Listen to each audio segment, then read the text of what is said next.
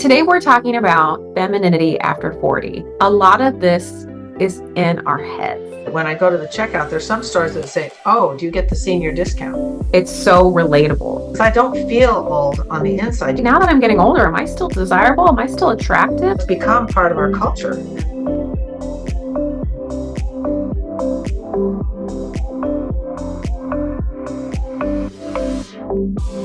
Hello everyone, welcome back to the Fascinating Womanhood channel. On our channel, we talk about everything that has to do with developing femininity and building strong, long-lasting, loving relationships. I am Cherry Lynn, and I'm here with my mom, Dixie Andelin Forsyth. Hi. Hi.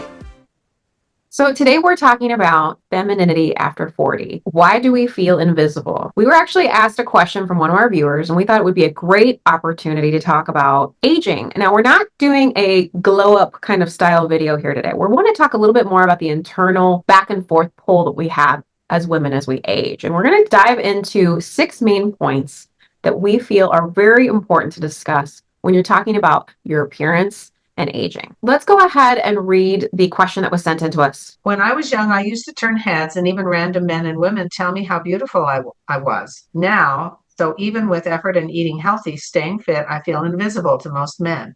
They no longer look or seem interested in me at all. They're still polite, but you can tell there's a difference, an indifference. Could you do a video on aging and such? We obviously don't know how old this woman is, whether she's married, whether she's single. We don't really know, but that's not really important. The essence of her question is you can tell she just wants maybe some validation, or she's wondering, am I aging and I'm not attractive anymore? And I think that's definitely something that a lot of us feel, whether we recognize it or not. Now that I'm getting older, am I still desirable? Am I still attractive? Okay, so the first one we're going to talk about is we're calling it seasons of life.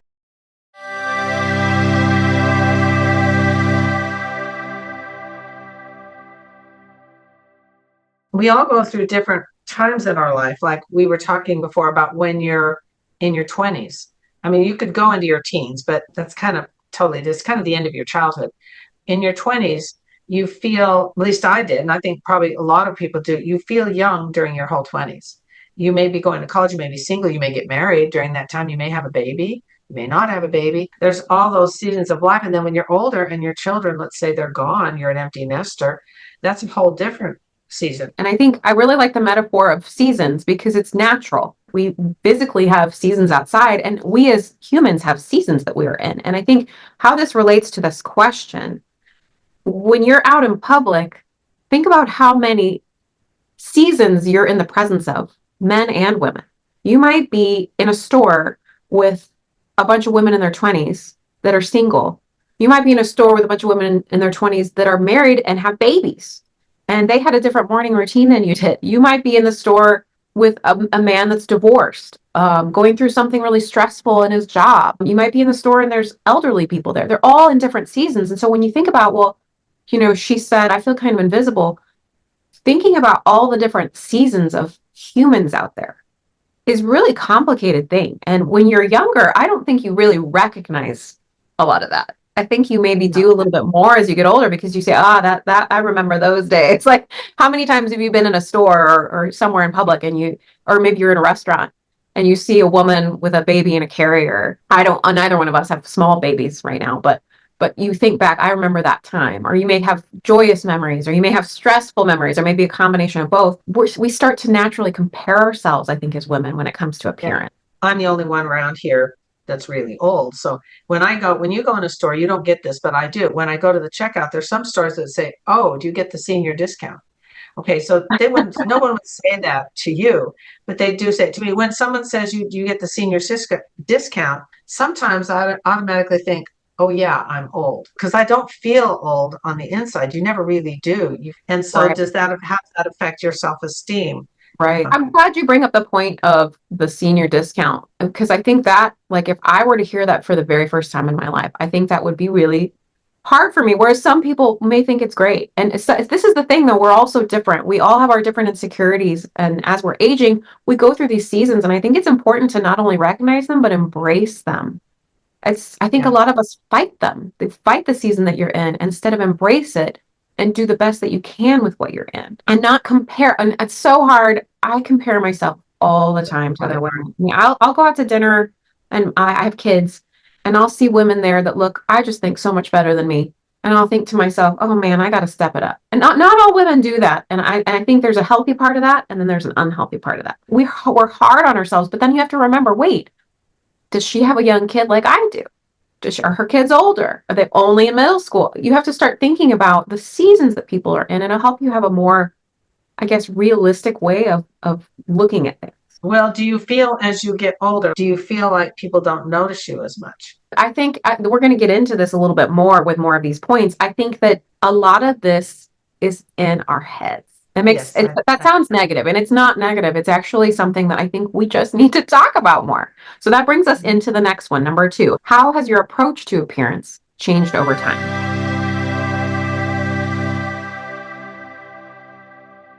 You take your appearance more for granted when you're younger and you feel like you're starting to work on it.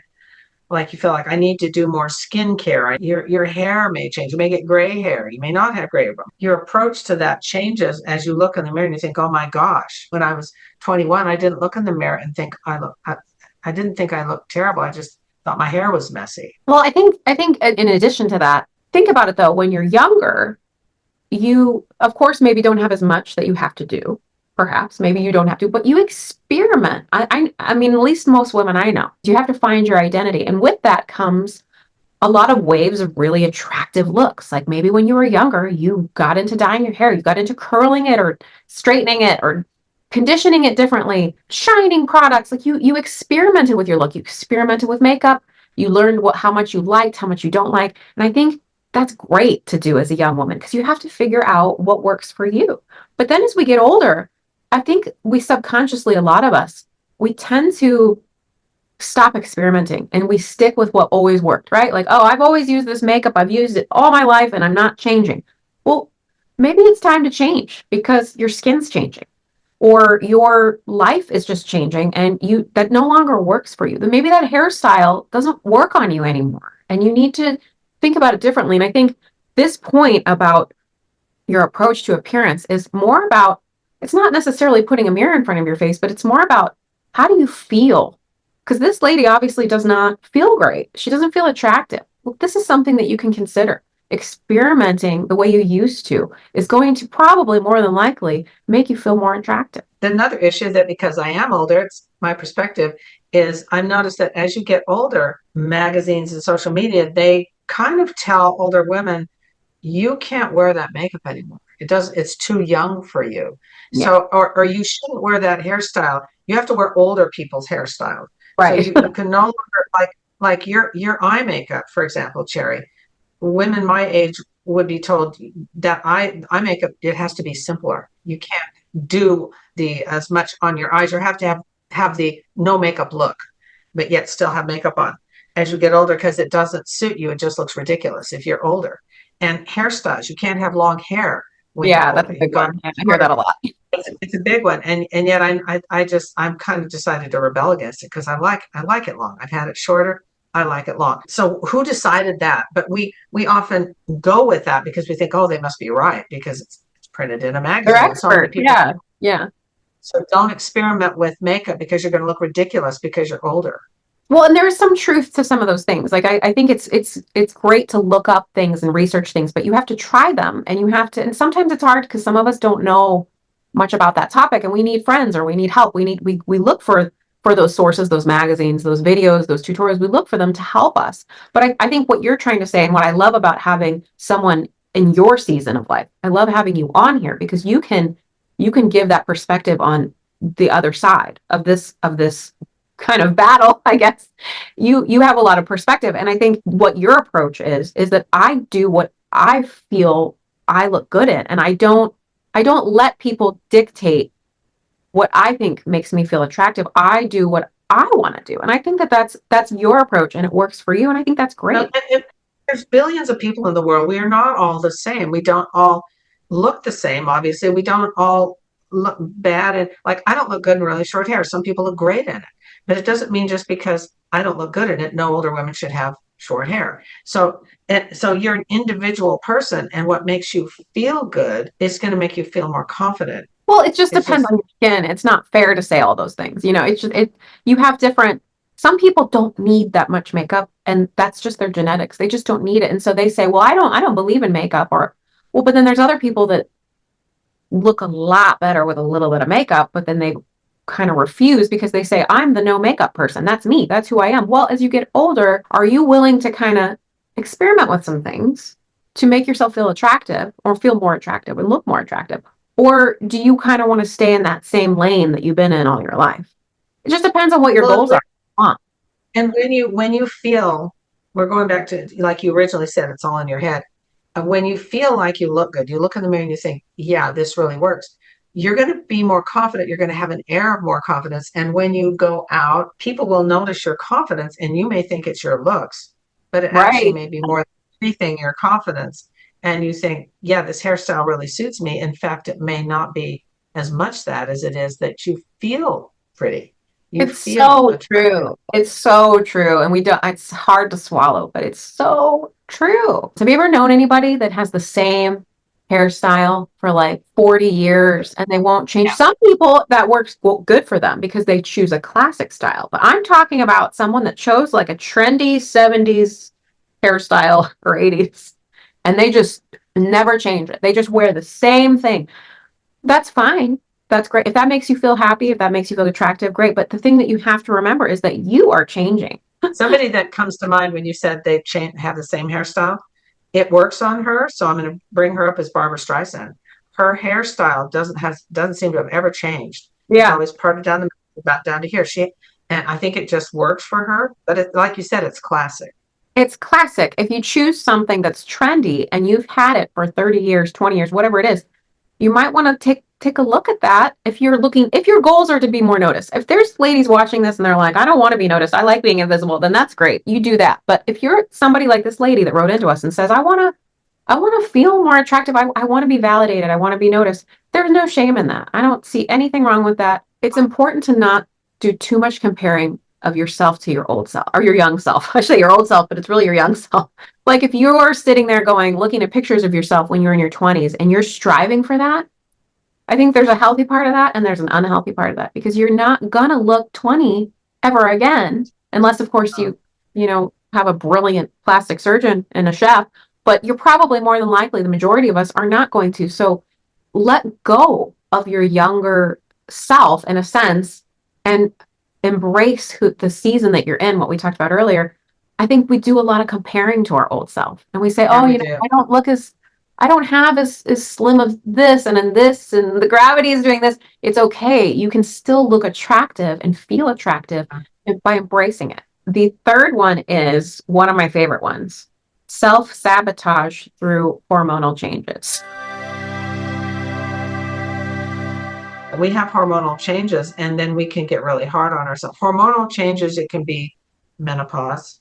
It Perimenopause can as be, well as yeah, menopause. yeah. And also, it can be not that, it can be your time of the month where people get kind of more emotional. You may break out and you can self sabotage because you have a breakout situation and then you feel very unattractive. And you can self sabotage with that and look at yourself in the mirror and you think, I look terrible. So we had a comment sent into us. This is another reason why we wanted to do this video about this self-sabotage. And I think it's explained really well. So I'm going to read this comment from someone that was sent to us. "Since I'm in my 50s, I think we sabotage ourselves into thinking people don't find us attractive.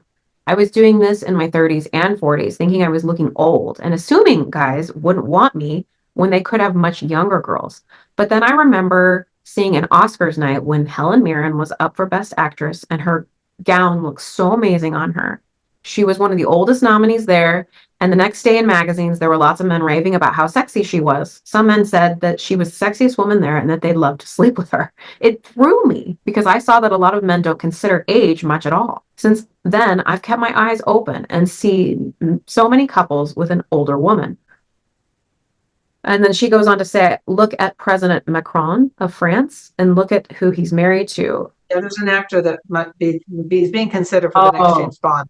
His wife is older. She's in her 50s. he's 34 and she's 57. It's just an example of women looking, and what she's talking about, I think, in this comment is so, it's so relatable. She's basically saying, I realized I was approaching this certain age and I was immediately said to myself, I'm not desirable anymore. Men want younger women. And it's just, again, it goes back to what we said earlier. It's all in your head. But then you take this Yeah. example of Helen Mirren and how not only is she embracing, she's doing all the things we're talking about in this video. She still is. I think she's in her 70s now. And she is always embracing where she's at in her life from an appearance Yeah. perspective. It probably goes deeper inside because you can see it on the outside.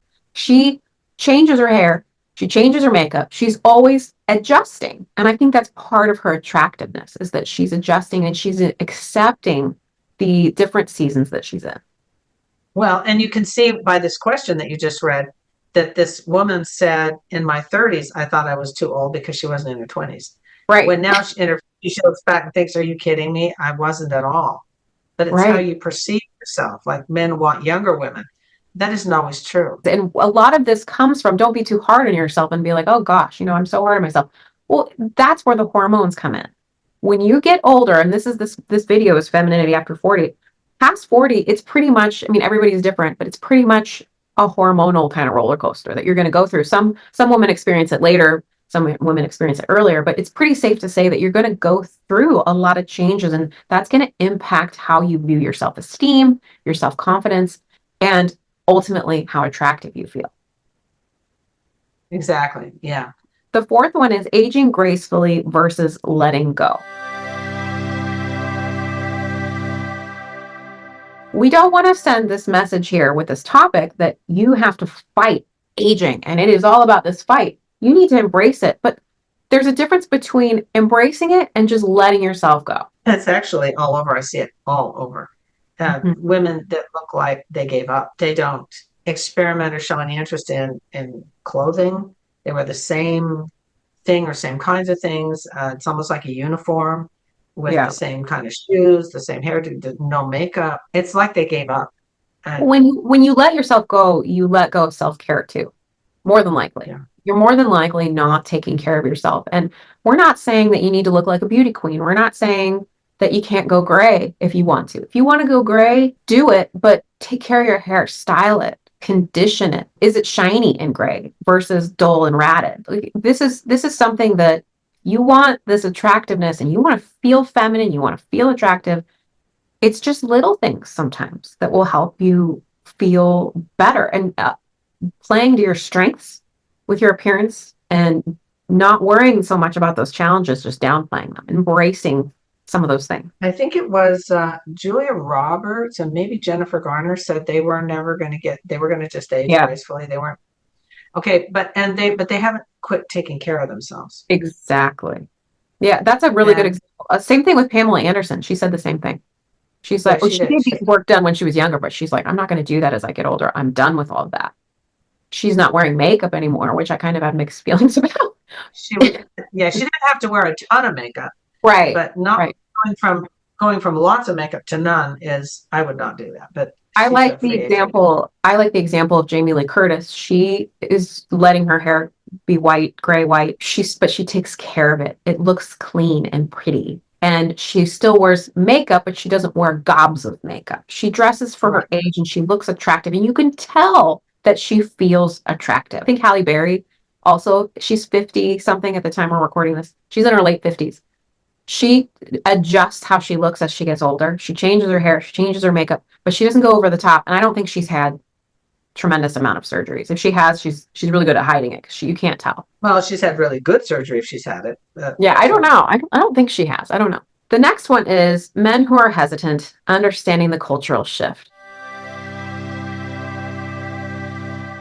And in Fascinating Womanhood, we will always say part of our principles that we always are sharing is part of understanding what's going on is starting to understand ourselves. And in this situation, understanding men. This speaks directly to feeling invisible. Before this started, Sherry and I were talking personally, and she was saying how men used to tip their hats or whistle.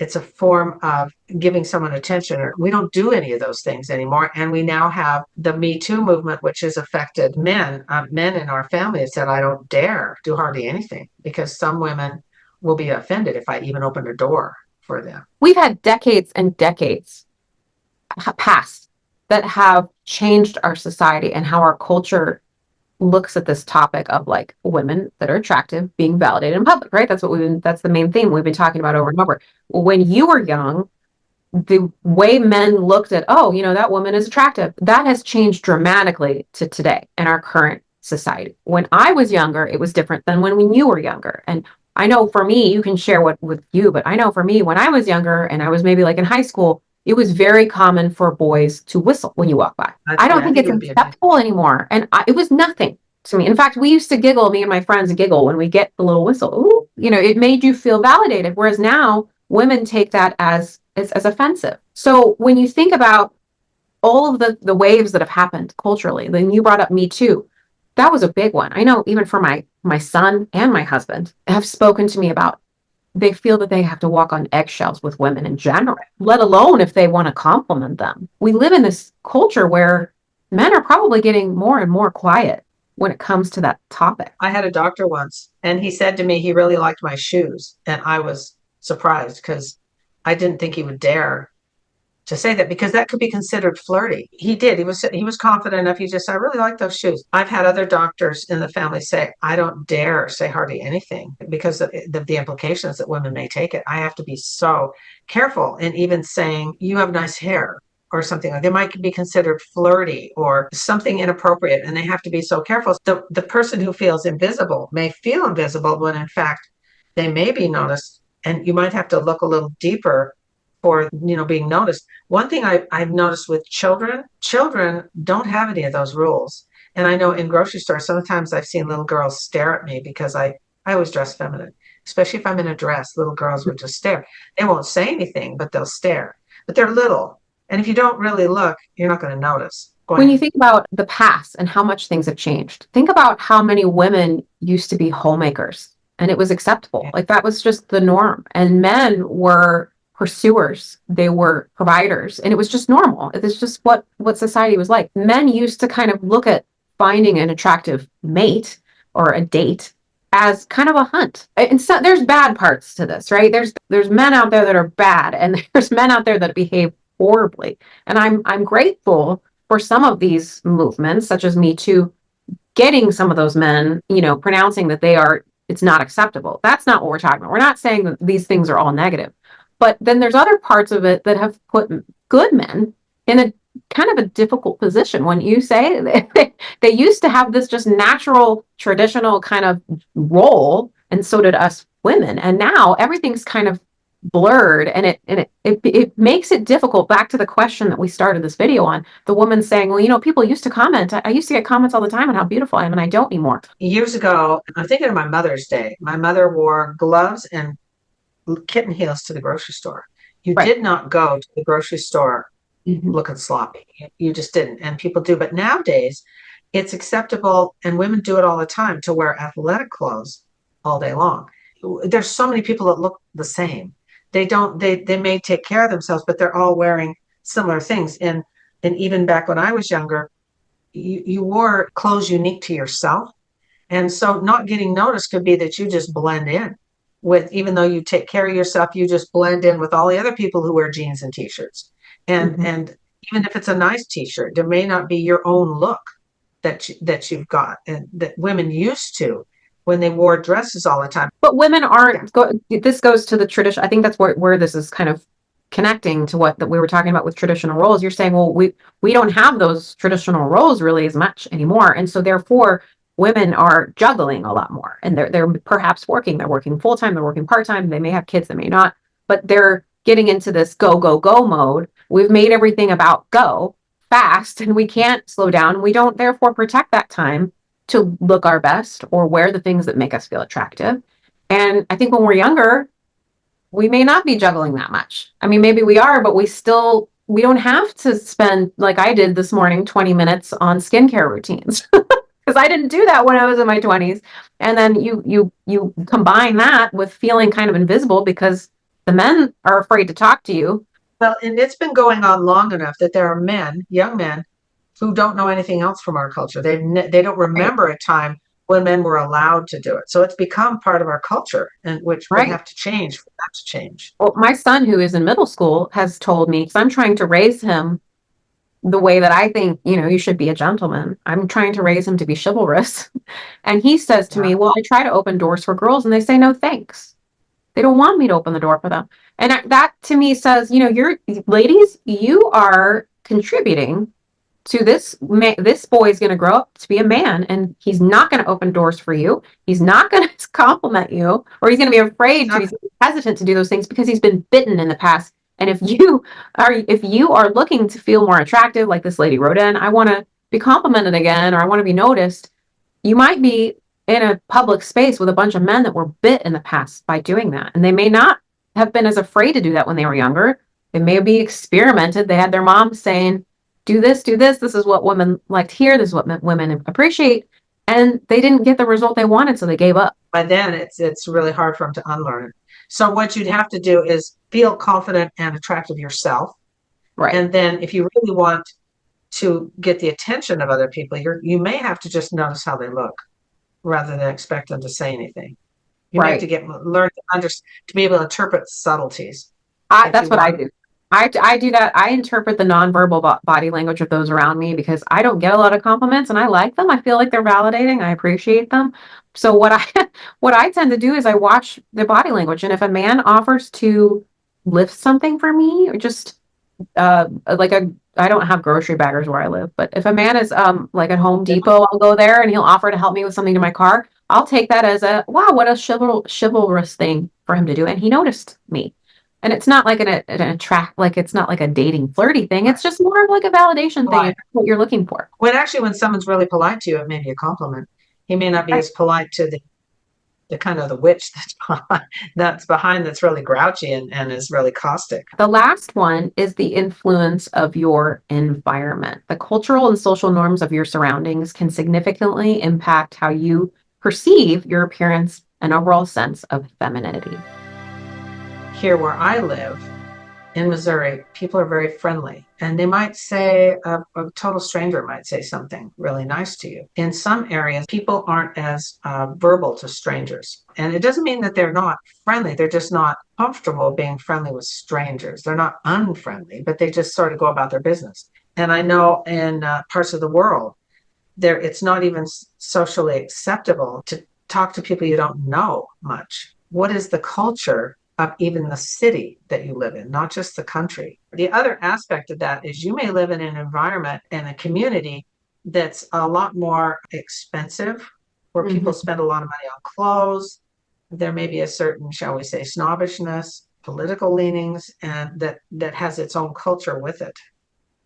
Well, it may be expected where you live a standard to prevent aging on fast forward mode. Like you may live in an area where the majority of the women have had surgeries and they've had Botox and they have all these things, and it's you maybe stand out, maybe in a good way, but maybe not in a good way because you don't match that You same compare. criteria, and therefore you don't stand out, and then you're not feeling as attractive and you're not feeling as noticed. And those are all really, again, they're kind of in your head, but they're also it gets into that comparison thing again, where you're comparing yourself to everyone around you who has different financial situations, different genetics. That's going to really affect you if you don't think about it and recognize it. I saw a woman at the airport and you couldn't help but notice her. She had the most amazing outfit on. She had a white coat with a big fur collar, and she had these shoes that were real blingy.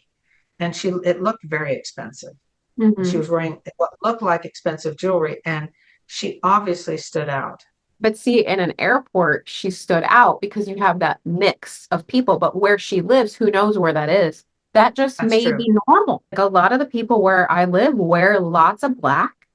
It's very expensive where I live. They wear designer things. All the women that are older, like a lot of them are getting Botox. They're getting facelifts. They're getting lip injections. They're getting a lot of that's happening where I live. So to be noticed, it's just a different challenge here. But if you're somebody wanting compliments and you are striving for all of this, but then you're still not getting them, now this goes into not your outward appearance, but how you act in public. This is another part of this conversation that we're having is maybe you are doing all these things and you look amazing and you look as close to a beauty queen that you can possibly look, but then you're sending off these vibes to other people in public that you're not approachable. You know And that's a very good point. Are you approachable? And we're not saying that this woman who wrote this in is or isn't, right. because we have no idea. But these are all things to consider. And even like, see, I noticed that woman in the airport. I didn't say anything. I didn't Right. go up to her. I think this is why with Fascinating Womanhood, we're always saying, we've done other videos about this, we're always saying to compliment people. I mean, ask yourself this, when was the last time I gave some stranger a compliment? I'm sure the majority of us are going to say, I don't remember.